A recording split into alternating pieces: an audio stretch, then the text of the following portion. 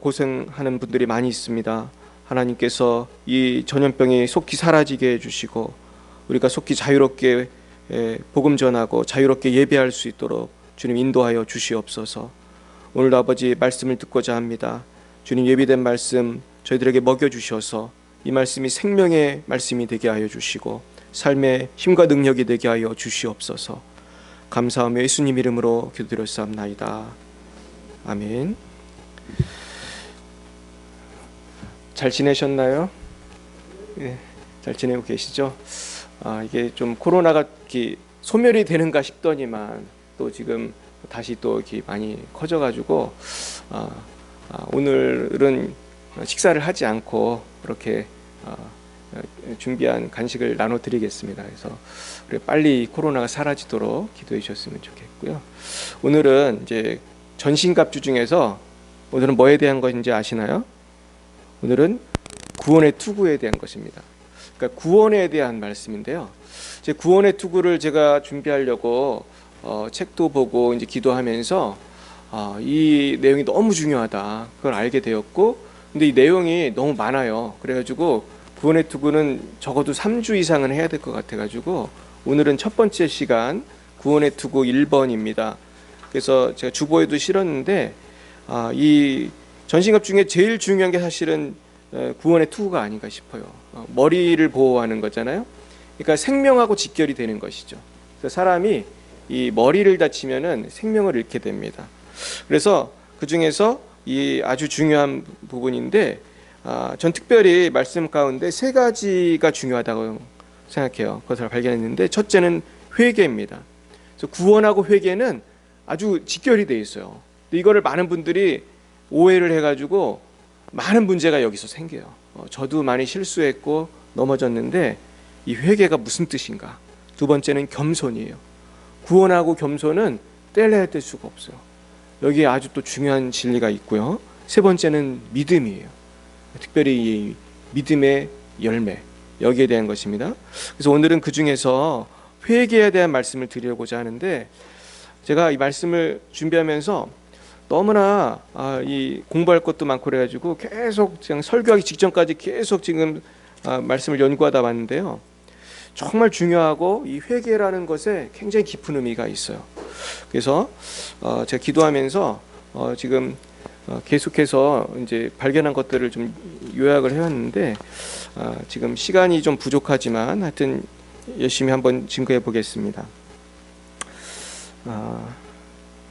좀 적당한 예가 될지 모르겠는데 제가 어렸을 때 다니던 교회가 꽤 큰 교회예요. 그래서 지금도 청주에 가면은 굉장히 큰 교회인데 우리 동산교회 기억나시죠?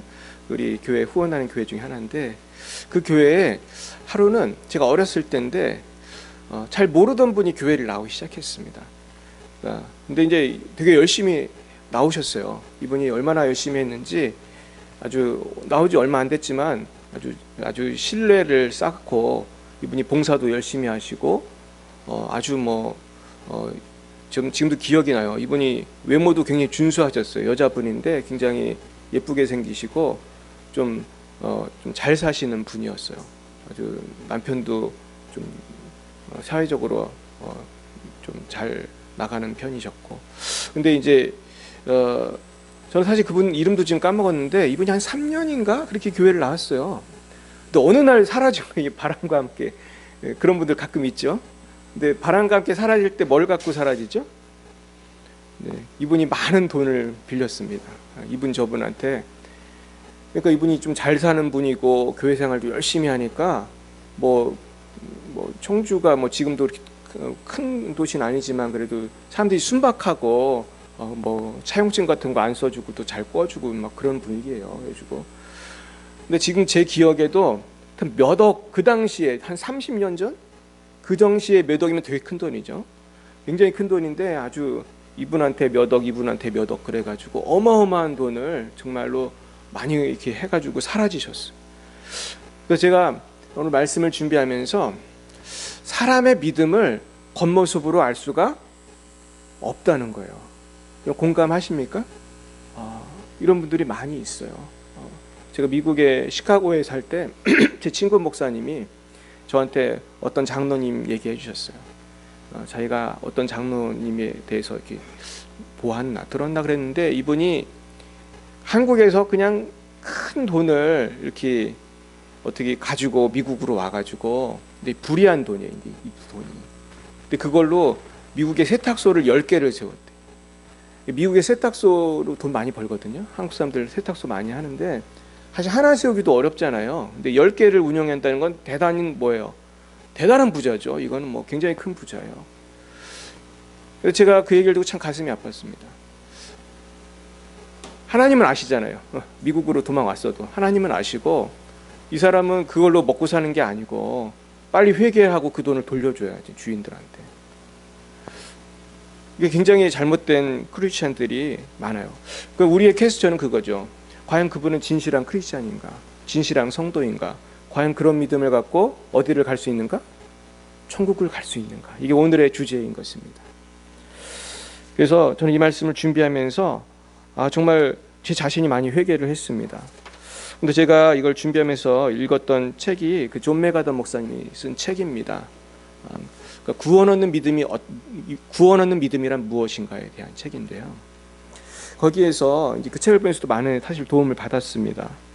제가 이제 솔직히 말씀을 드리는데, 그러면서 성경을 늘 읽던 성경이지만 새로운 관점에서 성경을 다시 한번 보게 되고, 또 루터나 칼빈 같은 종교개혁가들의 말씀도 다시 한번 보게 되고, 또 웨스트민스터 신앙 고백이 되게 중요한 거거든요. 웨스트민스터 신앙 고백이나 어떤 소요리 문답 같은 그런 중요한 문서들도 다시 보면서 우리가 좀 잘못 알고 있었던 게 너무 많다.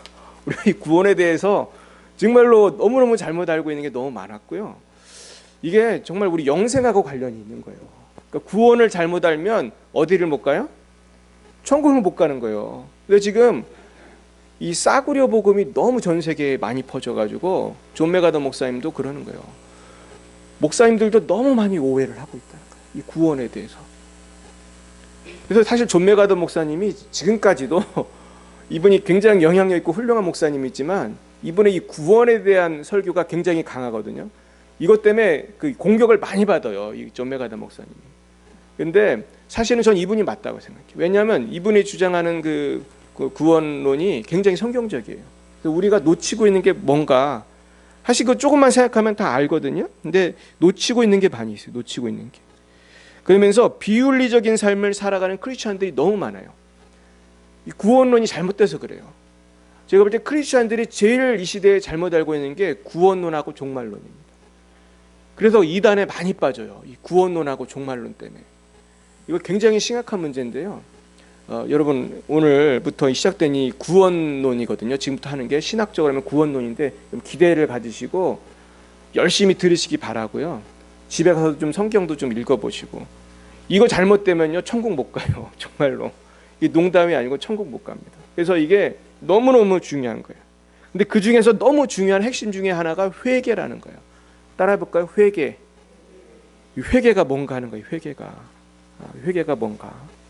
첫 번째는요, 이 회개와 구원이 무슨 관계가 있냐는 건데요. 첫 번째로 회개는 예수님께서 말씀하셨듯이 참된 믿음을 갖기 위해서는 반드시 회개가 있어야 돼요, 없어도 돼요? 있어야 돼요. 회개하라 천국이 가까웠느니라. 누구 말씀이죠? 예수님 말씀이에요. 회개하라 천국이 가까웠느니라. 회개하고 예수님을 믿어야 천국을 가는 거예요. 내가 그동안 짓던 죄를 여전히 지으면서 구원을 받으리라고 생각하면 그 오해예요. 그런 구원은 없는 거예요. 여러분, 한번 우리 하나님 말씀을 우리가 조금만 좀 찾아보겠습니다. 우리 찾을 성경이 많은데 한번 열심히 찾아보겠습니다. 우리 마태복음 5장을 한번 찾아보겠습니다.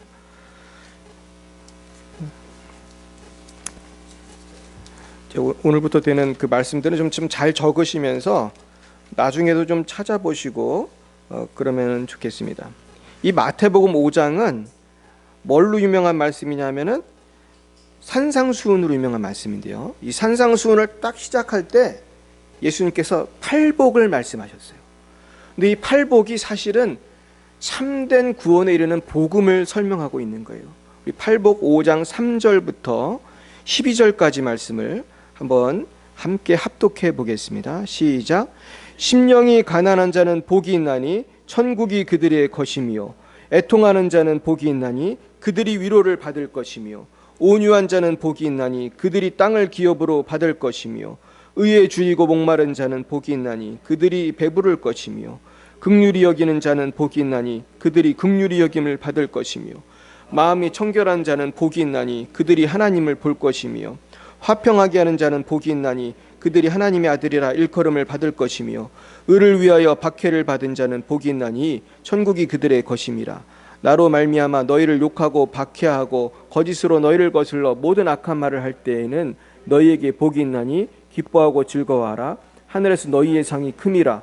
너희 전에 있던 선지자들도 이같이 박해하였느니라. 아멘. 이 팔복은요 점층적으로 되어 있어요. 첫 번째 복, 심령이 가난한 자부터 시작을 해서 맨 마지막 복이 뭐죠?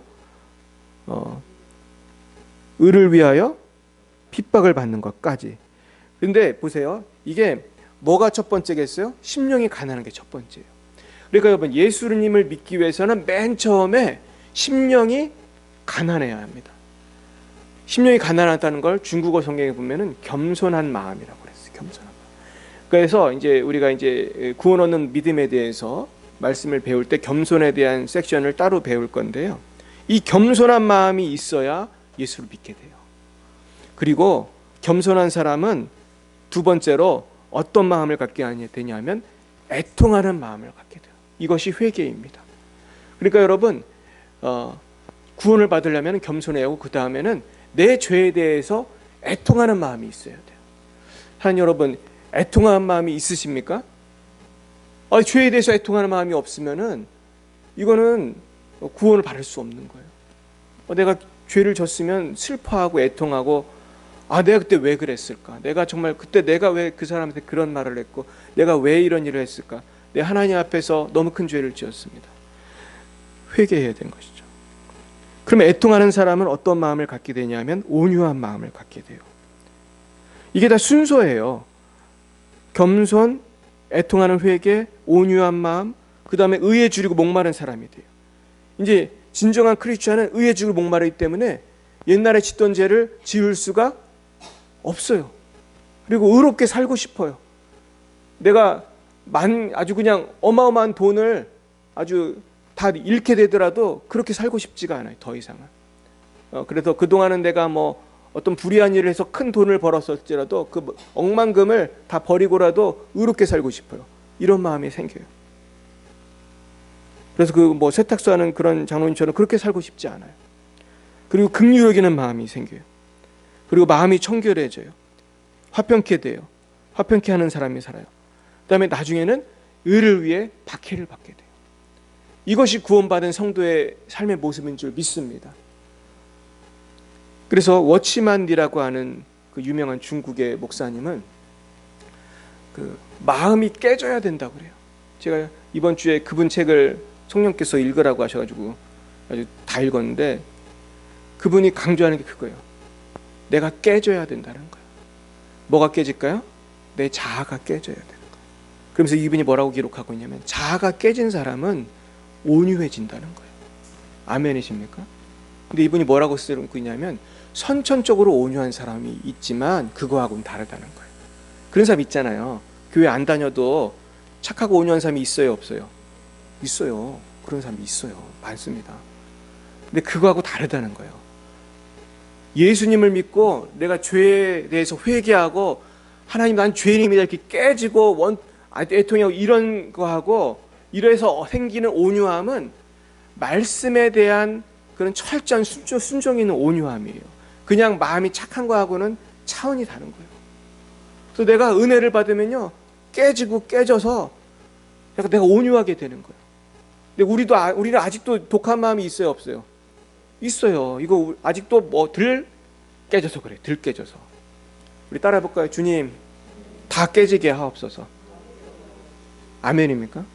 다 깨져야 됩니다. 이게 안 깨지면은 천국 가는데 지장이 생길 수 있고, 이게 덜 깨지면은 자꾸 내가 상처를 줘요. 다른 사람한테. 그런 경험 하시죠? 나도 상처를 주고 상처도 받았는데 이 들깨져서 그래. 들깨져서. 그래서 오늘 이 말씀 아주 중요합니다. 그래서 우리가 반드시 회개가 선행이 되어야 된다. 그래서 이게 아주 중요한 말씀인데요. 한번 또 찾아보겠습니다. 오늘 하여튼 성경을 많이 찾아보겠는데요. 마태복음 3장 1절 한번 보겠습니다. 1절 2절. 뭐 시간이 부족하면 그냥 도중에 끝나더라도 오늘 좀 열심히 한번 찾아보겠습니다. 마태복음 3장 1절 2절 한번 보겠습니다. 시작. 그때에 세례 요한이 이르러 유대 광야에 전파하여 말하되 회개하라 천국이 가까웠느니라 하였으니. 그러면서 이제 회개에 대해서 얘기하고 있는데 이 세례 요한이 똑같이 말했어요. 예수님처럼 회개하라 천국이 가까웠느니라 이렇게 말을 하면서 그 회개해야 되는 것이 무엇인가 그것을 쭉 얘기했어요. 그러면서 8절에 보면은 회개에 합당한 열매를 맺으라 그랬습니다. 회개에 합당한 열매를 맺으라. 그러면서 그것을 구체적으로 또 이야기하고 있습니다. 자, 우리 그 다음에 조금 더 찾아보겠습니다. 누가복음 24장 47절 한번 보겠습니다.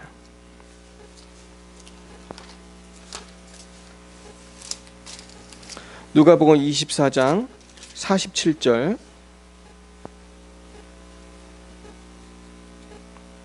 같이 보겠습니다. 시작. 또 그의 이름으로 죄 사함을 받게 하는 회개가 예루살렘에서 시작하여 모든 족속에게 전파될 것이 기록되었을 때 그렇습니다. 여기 보면은 또 그의 이름으로 죄 사함을 받게 하는 회개가 예루살렘에서 시작하여 모든 족속에게 전파될 것이 기록되었을 때, 죄 사함을 받게 하는 회개를 복음과 거의 같게 쓴 거예요. 그러니까 모든 족속에게 전파되어야 될 복음의 핵심은 뭐예요? 죄 사함을 받게 하는 회개라는 거예요. 그러니까 회개하고 복음은 뗄래야 뗄 수가 없다는 얘기예요.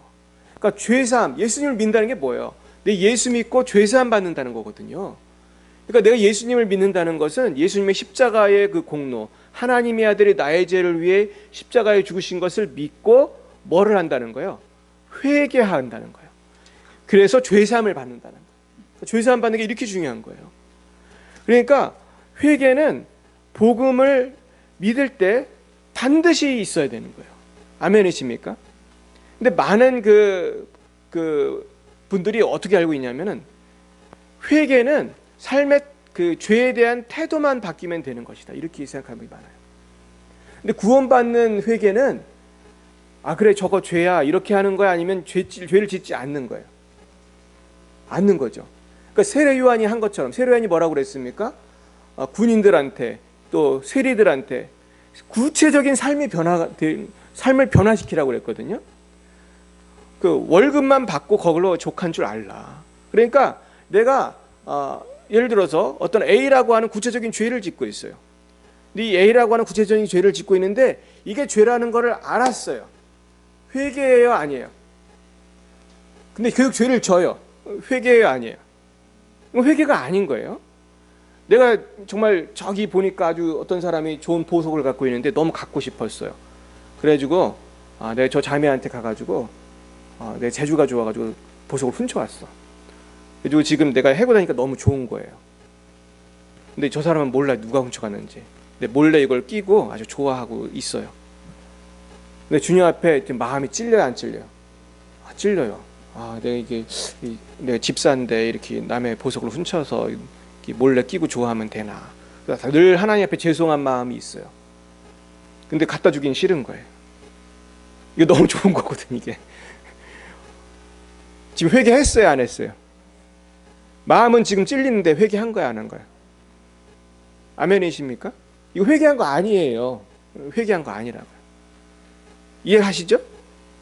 지금 내가 그냥 몇억 장, 그냥 수십억, 수백억짜리 다이아몬드를 내가 훔쳤어. 근데 이게 너무 좋은 거예요. 그냥 보기만 해도 기분이 너무너무 좋아. 회개하려면은 이게 아무리 귀한 거지만 어떻게 해야 돼요? 갖다 줘야 되는 거예요. 갖다 줘야 돼요. 그러니까 이게 회개가 쉬워요, 어려워요? 어려운 건 굉장히 어려운 거예요. 이게 사실은 사업하는 분들은 이게 조금만 그 눈을 감아도 큰 돈이 생겨요, 안 생겨요? 어마어마하게 생기죠, 어마어마하게.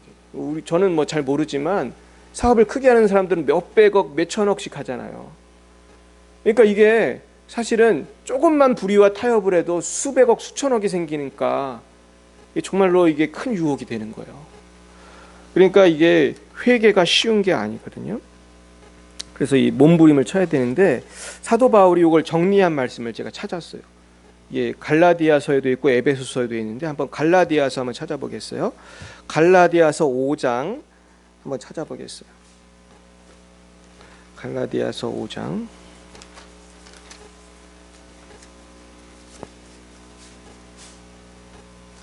갈라디아서. 이 갈라디아서는 사실 그 믿음으로 의롭게 되고 구원받는다는 것을 강조하는 책이지만 그럼에도 불구하고 믿음을 얘기하면서 비윤리적으로 살아서는 안 된다. 그것은 잘못된 믿음이다. 그거를 이제 설명하고 계신 거예요. 그러면서 성령을 따라서 살아라. 육체 욕심을 이루지 아니하라. 그런 말씀인데 한번 16절부터 한번 24절까지 이게 너무 중요한 말씀입니다. 사실 오늘 말씀 중에 제일 중요한 말씀 중에 하나가 여기인데 16절부터 24절까지 한번 저와 여러분 합독하시겠습니다. 내가 이르노니 너희는 성령을 따라 행하라. 그리하면 육체 욕심을 이루지 아니하리라. 육체 욕심은 성령을 거스르고 성령은 육체를 거스르나니 이 둘이 서로 대적함으로 너희가 원하는 것을 하지 못하게 하려 함이니라. 너희가 만일 성령의 인도하시는 바가 되면 율법 아래에 있지 아니하리라. 죄는 분명하니 음행과 더러운 것과 호색과 우상숭배와 주술과 은수 맺는 것과 분쟁과 시기와 분냄과 당짓는 것과 분열함과 이웃과 이단과 투기와 술취함과 방탕함과 또 그와 같은 것들이라. 전에 너희에게 경계한 것 같이 경계하노니 이런 일을 하는 자들은 하나님의 나라를 유업으로 받지 못할 것이요 오직 성령의 열매는 사랑과 희락과 화평과 오래 참음과 자비와 양선과 충성과 온유와 절제니 이 같은 것을 금지할 법이 없느니라. 그리스도 예수의 사람들은 육체와 함께 그 정욕과 탐심을 십자가에 못 박았느니라. 아멘. 자, 오늘 이 죄가 19절부터 있는 죄의 목록을 보시면은 우리가 내가 연약한 부분이 뭔가 알게 되거든요. 근데 이게 우리가 청산해야 될 것들이지 결코 천국 갈 때 가지고 가서나 가져갈 수 있는 것이 아닙니다. 우리 다시 한번 읽어볼게요. 육체는 분명하니 곧 음행과 더러운 것과 호색과 우상숭배와 주술, 점치는 거죠. 원수 맺는 것, 분쟁, 시기, 분냄, 당짓는 것, 분열, 이단, 투기, 술취함, 방탕함. 여러분, 이런 사람들은 어떻게 해요? 하나님의 나라를 유업으로 받지 못한다. 이건 천국을 간다는 거예요? 못 간다는 거예요? 못 간다는 거예요. 굉장히 무서운 말씀이에요. 에베소서에도 또 나와요. 사실은 이런 말씀이. 그래서 사도 바울이 굉장히 우리 성도들의 삶에 대해서 우리가 죄를 짓고는 천국 갈 수 없다는 것을 거듭거듭 강조하고 있습니다. 우리 한번 에베소서 볼까요? 에베소서에도 나오는데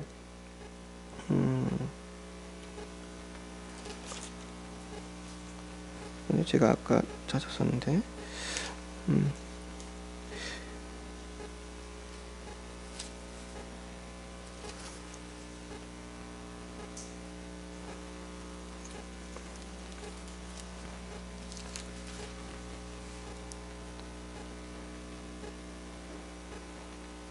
몇 장이었죠? 제가 지금 이 책조차 찾다 보니까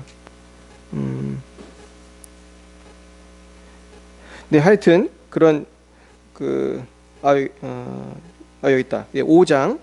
네, 5장입니다. 5장 3절.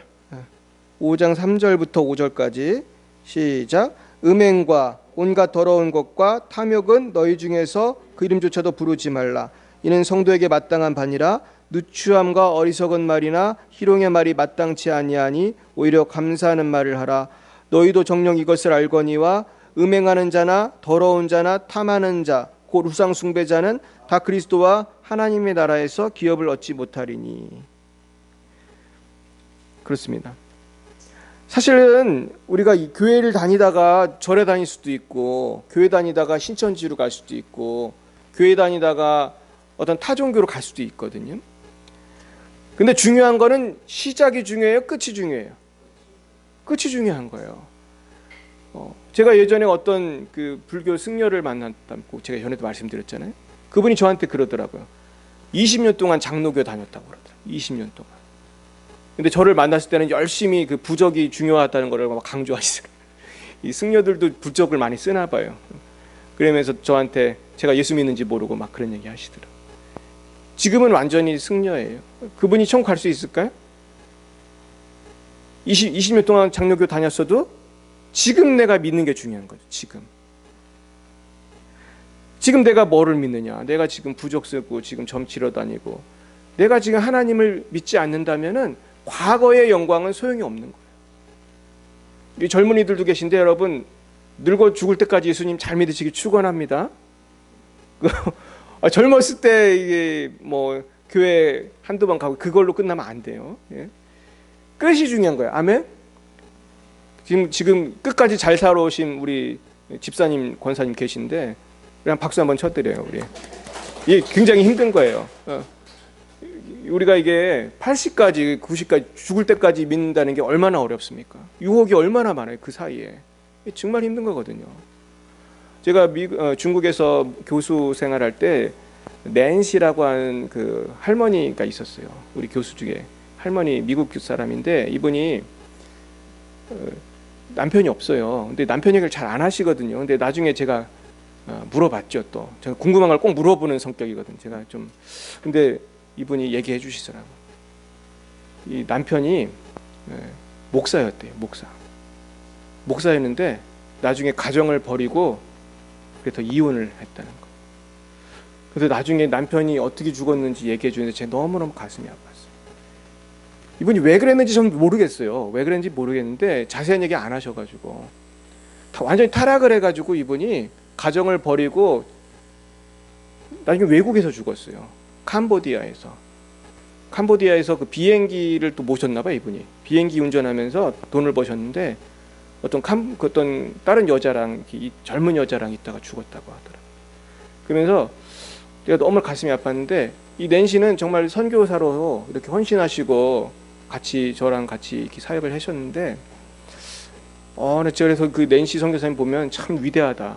이분이 남편을 잃고 나서 이분이 가정주부였거든요. 근데 이분이 영어 가르치는 거를 그 공부를 뒤늦게 하셔가지고 40대인가 그때 공부를 시작해가지고 50대, 60대 계속해서 영어를 가르치면서 전 세계 다니면서 귀한 일들 하고 계셨어요. 무슨 말씀을 드립니까? 지금 반복해서 드리는 말씀은 과거에 제가 장로교를 다녔든 뭐 집사를 했든 목사를 했든 지금 안 믿으면 소용이 없다는 거예요. 그러니까 참된 믿음은 철저한 회개가 돼야 되고 그 회개라는 것은 세 가지 차원이 있어요. 첫 번째는 처음 예수를 믿었을 때 회개해야 되죠. 두 번째는 지금 계속해서 회개 생활을 해야 돼요. 저도 회개 생활 해요, 안 해요? 해요. 저도 매일 죄 짓거든요. 그러니까 예수 믿는 사람은 회개 생활을 하는 사람이에요. 그냥 잘나고 의로워지는 게 아니에요. 예수 믿는다고. 우린 여전히 연약함이 있어요, 없어요? 있어요. 아까 나왔던 모든 죄들이 사실은 우리가 반복해서 짓는 죄들이잖아요. 그리고 마지막 세 번째, 죽기 전에 회개하는 것이 있어야 돼요. 그러니까 무슨 말이냐면 처음 믿었을 때부터 회개하지만 계속 신앙생활이라는 건 계속해서 반복되는 회개를 통해서 내가 성화되는 그런 삶을 사는 것이고 나중에 죽기 전에도 회개를 해야 된다는 거예요. 그래서 굉장히 중요해요. 그래서 제가 이제 임종 예배 같은 거 인도하고 그럴 때는 목사님들은 꼭 그걸 강조하는 거예요. 죽기 전에 꼭 회개 기도를 할 수 있도록 우리가 도와드리는 게 굉장히 중요한 것이죠. 그래서 우리가 회개는 언제까지 한다? 죽을 때까지 하는 거예요. 죽을 때까지. 얼마나 중요합니까? 제가 요즘에 이제 가끔 이제 기도 제목이 많이 와요. 뭐 제 친구 목사님한테도 오고 주위에 보면 이렇게 암 걸린 분들이 그렇게 많아요. 요즘에 많이 보시죠. 요즘에는 암이 얼마나 많은지 몰라요. 이게 우리가 먹는 식생활도 관련이 있고 이 석유 산업하고 관련이 있대요. 제가 보니까 석유 화학 산업이 70년대부터 많이 발전했거든요. 근데 그때부터 암이 급증을 합니다. 지금 암이 너무 많은데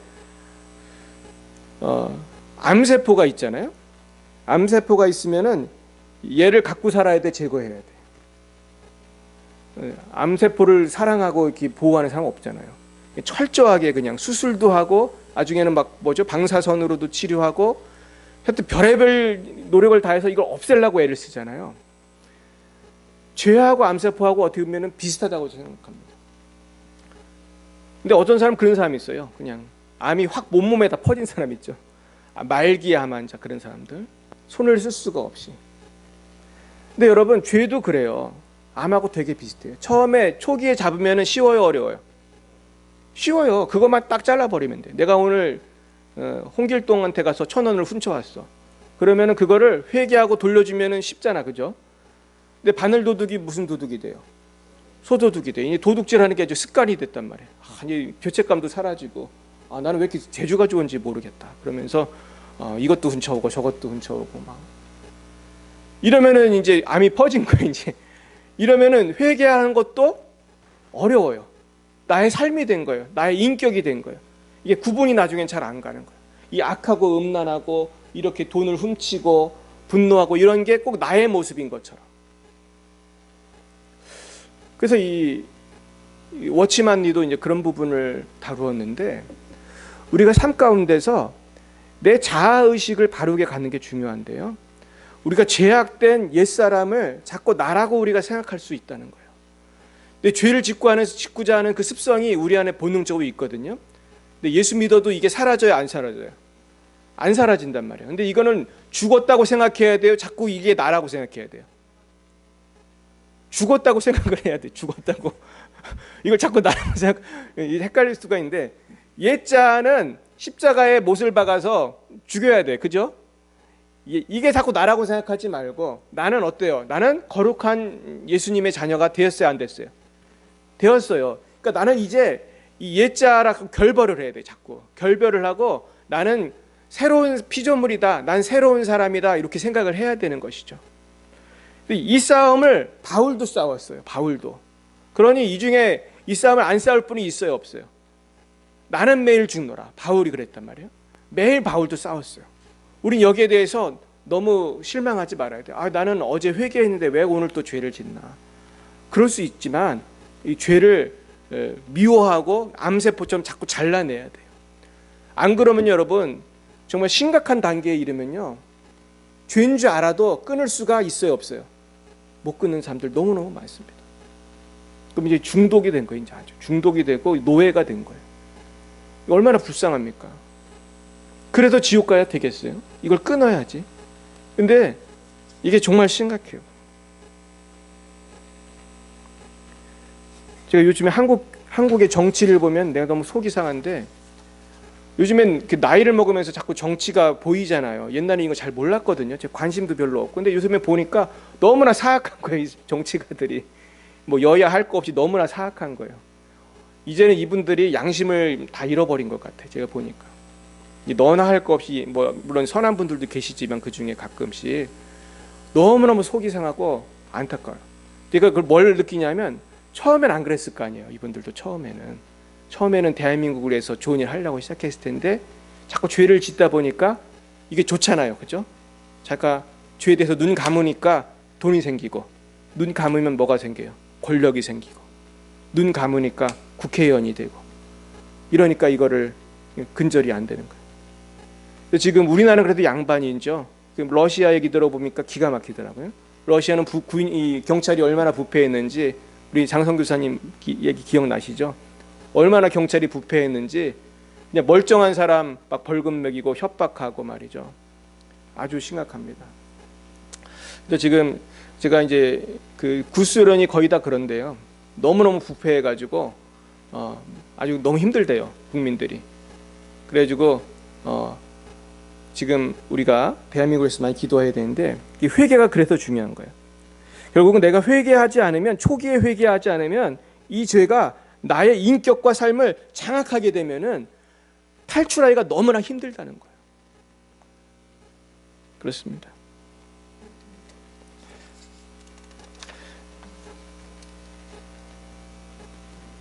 그래서 우리가 수고하고 무거운 짐을 주님 앞에 빨리 가지고 가시기를 축원합니다. 네, 몇 군데만 더 찾아보겠습니다. 지금 너무 드릴 말씀이 많지만 조금 몇 가지만 하고 좀 정리를 해볼게요. 그러면 복음의 의미는 뭐냐? 참된 회개가 뭐냐면, 첫 번째는 구원받는 회개라는 것은 분명한 결단이 있어야 돼요.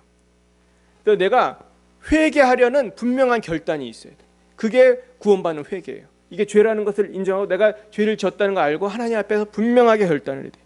두 번째는 삶의 목표가 변화돼야 돼요.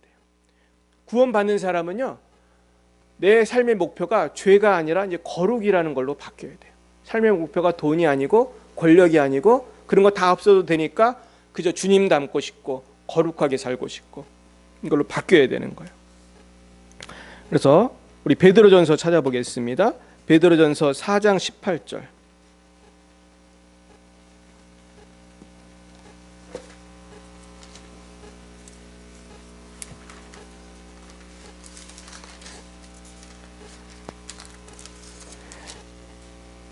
시작. 또 의인이 겨우 구원을 받으면 경건하지 아니한 자와 죄인은 어디에 서리요. 네, 이걸 조금 더 읽어볼게요. 조금 여기만 봐도 잘 안 와닿으시죠? 16절부터 보면, 만일 그리스도인으로 고난을 받으면 부끄러워하지 말고 도리어 그 이름으로 하나님께 영광을 돌리라. 하나님의 집에서 심판을 시작할 때가 되었나니 만일 우리에게 먼저 하면 하나님의 복음을 순종하지 아니하는 자들의 그 마지막은 어떠하며, 또 의인이 겨우 구원을 받으면 경건하지 아니한 자와 죄인은 어디에 서리요.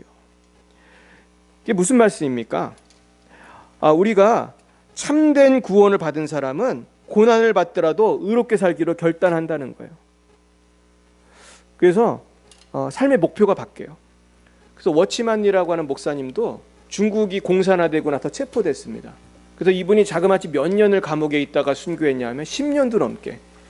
얼마나 고문을 많이 당하고 고생을 했겠어요. 10년 넘게 고생하다가 순교했어요. 이 전설적인 목사님이거든요. 워치만리는 전설적인 중국의 목사님인데 그렇게 순교했어요. 그래서 왜 그랬을까? 이분은 삶의 목표가 바뀐 거죠. 예수를 믿고 나서 내가 불의와 타협하니 차라리 죽겠다. 이런 자세가 우리 모두에게 필요한 거예요, 사실은. 이것이 구원하고 관련이 깊어요, 여러분. 나는 대충 살고 그냥 천국만 가겠다. 그렇게 되지가 않아요. 우리가 정신을 차려야 돼. 지금 값싼 복음이 전 세계에 가득 차 있어요.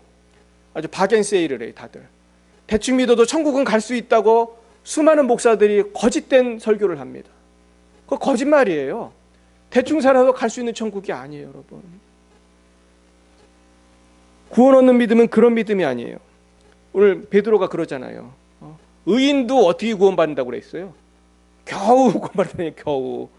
우리는 다 겨우 구원받는 거예요. 겨우. 예수님을 믿어보려고 몸부림치다가 겨우 구원받는 거지. 우리 중에 아무도 나는 목사니까 그냥 편하게 쉽게 구원받는다, 그런 사람 하나도 없는 거예요. 다음 주 주제가 겸손인데요. 그러니까 겸손해야 돼요. 그냥 그런, 하나님은 그런 교만한 사람을 천국에 받아들이지를 않으세요. 세 번째, 삶의 전환이에요. 삶의 전환. 참된 회개는 삶이 변화되는 거예요. 아까 그 세례요한 얘기했지만, 제가 여러 가지 예를 들었지만, 참된 회개는 삶이 바뀌는 거예요. 요즘에 불륜이 얼마나 많은지 몰라요. 요새 드라마에도 나오죠, 요새. 근데 여러분, 어떤 김집사라는 사람이 예를 들어서 자기 아내를 버리고 다른 젊은 여자랑 재혼을 했다고 생각을 해보세요. 이거 회개해야 돼, 안 해야 돼? 회개해야 돼요. 예, 죄송합니다. 여기도 김 집사님 계신데 예를 들다 보니까. 근데 우리가요, 지금 현재 내가 불륜을 저지르면서 구원받기를 기대하면 돼야 안 돼요? 안 되는 거예요.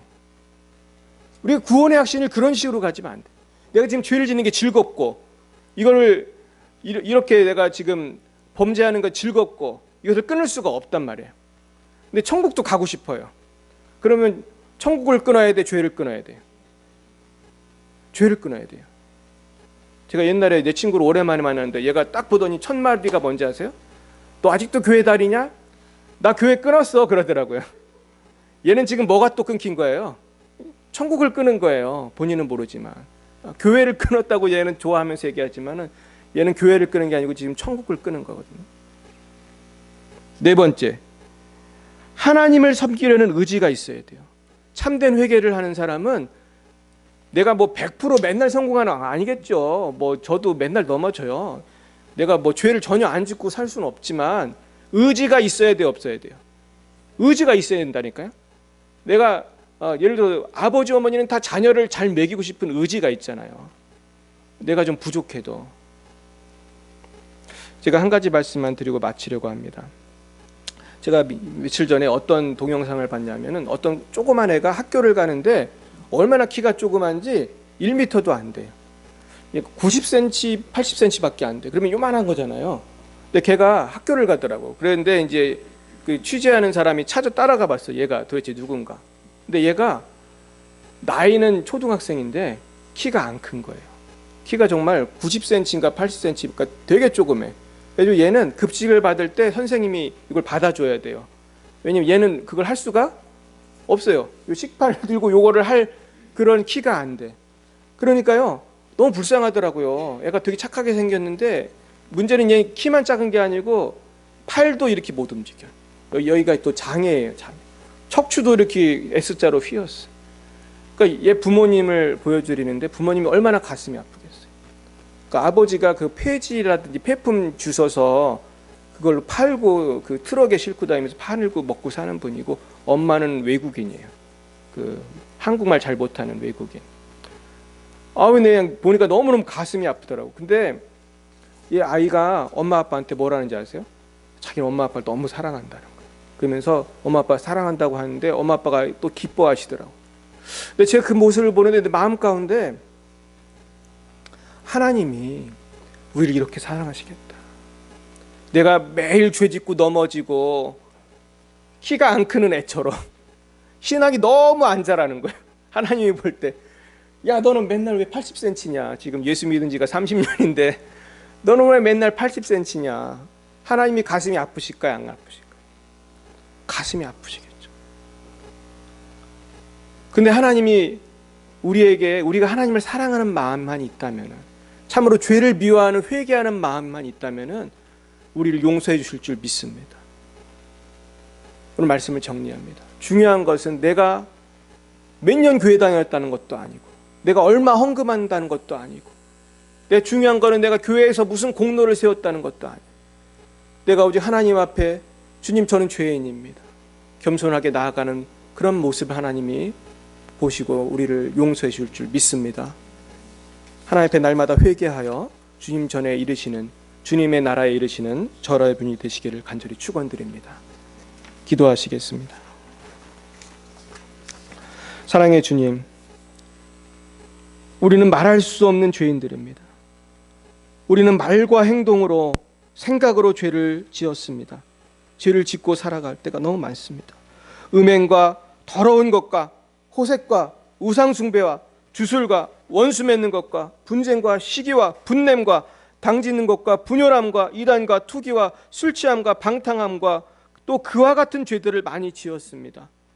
주여 우리의 모든 죄를 용서해 주시고 날마다 예수님의 십자가 보혈로 정결케 되어 어제보다 더 행복한 오늘을 살아가고 오늘보다 더 행복하고 성결한 내일을 살아갈 수 있도록, 그래야 마침내 영원한 천국 거룩한 천국에 이르러 영생 복락을 누릴 수 있도록 인도하여 주시옵소서. 예수님의 이름으로 기도합나이다. 아멘. 우리 찬송가 269장으로 하나님께 영광 돌리겠습니다. 269장. 원하셨네. 기도하겠습니다. 사랑의 주님 감사합니다. 오늘 말씀을 들은 것처럼 우리가 주님 나라 갈 때까지 늘 겸손한 마음으로 회개하며 우리의 삶을 돌이키며 주님을 따라 살아갈 수 있는 저희 모두가 되어 다 주님의 나라 천국에 갈 수 있도록 역사하여 주시옵소서. 하나님, 오늘도 주님의 십자가 보혈의 은혜, 죄사함의 은혜 감사하여 오늘도 주님께 힘을 바칩니다. 하나님, 우리에게 주신 이 모든 것이 주님의 것인 줄 믿사오니 하나님 아버지, 날마다 주의 것을 주님께 바치게 하여 주시옵시고, 우리가 믿음이 부족하고 물질이 부족하여 바치지 못한 손길들이 있습니까? 긍휼히 여겨 주시옵시고, 날마다 그 물질의 복을 더하시고 믿음의 복을 더하여 주시옵소서. 오늘 드려진 이 예물을 통하여 하나님 홀로 영광받아 주시옵시고 주님 나라가 확장되게 하옵소서. 예수님의 이름으로 기도드렸사옵나이다. 아멘. 네, 아까 이제 광고 드린 대로 우리 사실 원래 이제 식사를 하려고 했는데 오늘 김밥을 준비했거든요. 가실 때 하나씩 가져가 주시고요. 우리가 화요일 날 서울 서문교회에서 우리 192회 평양노회가 있습니다.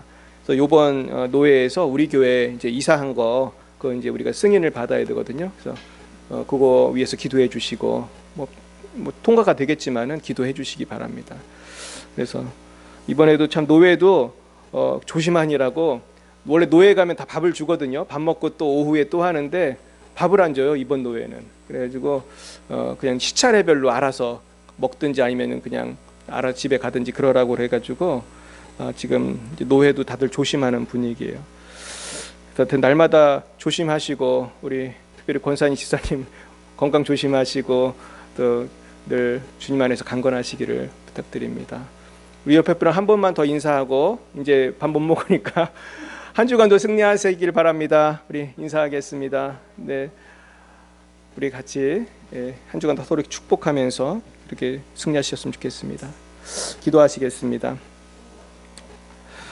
지금은 살아계신 주 예수 그리스도의 구속의 은혜와 하나님 아버지의 놀라우신 사랑하심과 성령의 교통하심이 날마다 회개하며 주님의 십자가 앞으로 가까이 나아가기 원하는 사랑하는 주의 자녀들 머리 위에와 이 나라의 민족과 열방 위에 이제와 영원 무궁토록 함께하옵시기를 간절히 축원하옵나이다.